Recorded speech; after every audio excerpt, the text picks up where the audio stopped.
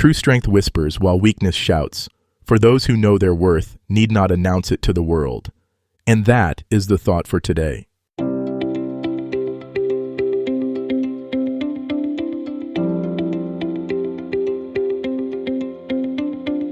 Welcome to 7 Good Minutes. I'm Clyde Lee Dennis. Thanks for joining me for what I believe will be 7 of the most enriching minutes of your day. In today's episode of 7 Good Minutes, we talk about stepping into the day with quiet confidence. Enjoy. There's a particular quality to the way some people move through the world, not with loud proclamations or dramatic gestures, but with a steady, unshakable presence that speaks volumes without saying a word. This is quiet confidence, and it's one of the most powerful ways you can engage with life. It's not about being the loudest voice in the room or proving your worth through constant achievement.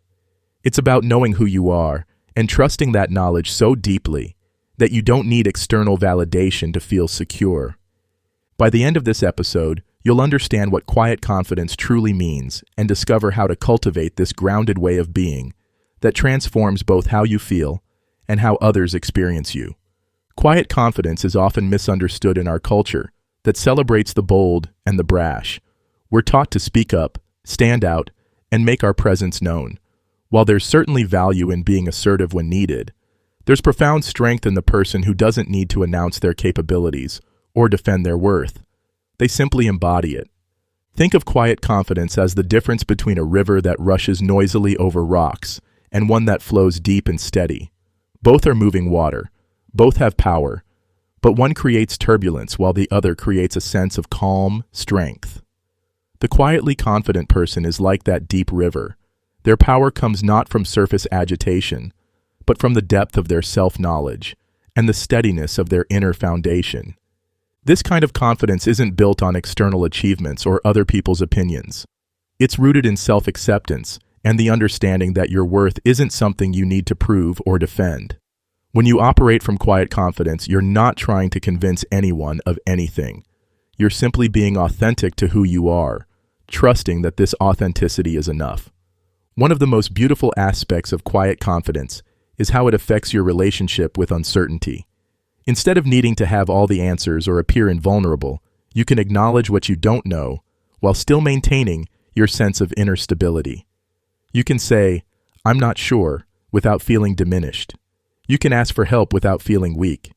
You can make mistakes without questioning your fundamental worth. Quiet confidence also changes how you listen and respond to others. When you're not constantly defending your position or trying to prove your value, you can actually hear what people are saying. You can engage in conversations without the underlying tension of needing to win or be right. This creates space for genuine connection and understanding. The path to quiet confidence begins with honest self-reflection. It requires you to separate who you are from what you do, your identity from your achievements, your worth from your performance. This doesn't mean becoming complacent or losing your drive for growth. It means recognizing that your fundamental value as a person isn't contingent on external validation. Practicing quiet confidence means learning to trust your inner voice, even when it whispers rather than shouts. It means making decisions based on your values, rather than what you think will impress others. It means being comfortable with silence, both in conversation and in your own mind. Sometimes the most powerful response is no response at all. This confidence also shows up in how you handle criticism and praise. When someone criticizes you, you can listen for any truth that might help you grow, without taking it as an attack on your character. When someone praises you, you can appreciate it without becoming dependent on it. Both criticism and praise become information rather than definitions of your worth. Quiet confidence is particularly powerful in challenging situations. When others are reactive or emotional, your steady presence can be an anchor. You don't need to match their energy or get pulled into drama. You can remain centered while still being compassionate and engaged. This isn't about being cold or detached. It's about being grounded enough to respond rather than react. The beauty of quiet confidence is that it's contagious in the best possible way. When you embody this quality, you give others permission to relax, to be themselves, to stop performing. Your presence becomes a safe space where authenticity can flourish. As you step into your day, remember that confidence doesn't require volume. It doesn't need fanfare or announcement. True confidence is quiet because it's secure. It's steady because it's rooted in something deeper than circumstances. When you trust who you are at your core, you can move through the world with a grace and presence that speaks louder than any words ever could. That does it for today's episode of 7 Good Minutes.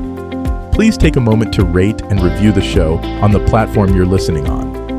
Until next time, let's be civil to one another out there. Thanks for listening.